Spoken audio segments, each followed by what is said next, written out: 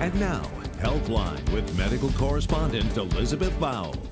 Welcome back. Today, for the first time in Louisiana, surgeons got the chance to try out a new piece of technology that could change the way doctors clear blocked arteries. And the most amazing thing about this equipment is that it all fits on the tiny tip of a catheter, just a few millimeters wide.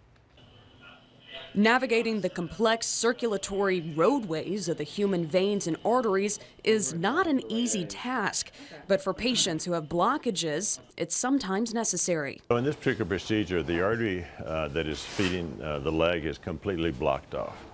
And so there's no flow going down through the main artery. These surgeons at Baton Rouge General are attempting to clear a blocked artery in the leg of a patient who also has diabetes.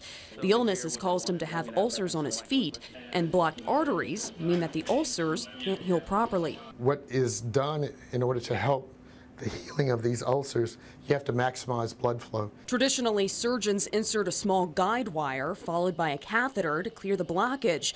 Then doctors can insert things like a balloon or a stent to keep the clogged blood vessel open. But the biggest challenge in this is finding your way through these tiny veins. In crossing blocked arteries, the whole key is to try to maintain a central location in the artery. You don't want to get off to the side.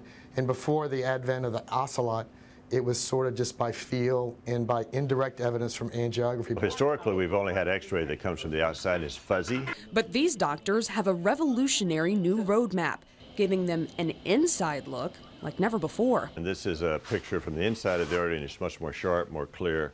It gives a much better orientation of what's going on inside the artery. It describes it much more realistically and allows the physician to make better decisions about where to aim and guide and direct devices. This is the Ocelot catheter. Believe it or not, inside that tip is a tiny drill and a camera that uses light pulses to paint a clear picture of what's inside an artery, allowing a surgeon to better guide the wire and remove a blockage. At this point, we're probably about 60 to 70% of the time successful in crossing blocked arteries. Based on the literature, this is going to bring it to like 95 to 99%. So it's a dramatic improvement. Improving the success rate of procedures like this is important to patients because the alternative is living with a painful blockage, a bypass surgery, or at worst, an amputation. By the way, the Ocelot catheter is brand new technology approved by the FDA just 6 weeks ago.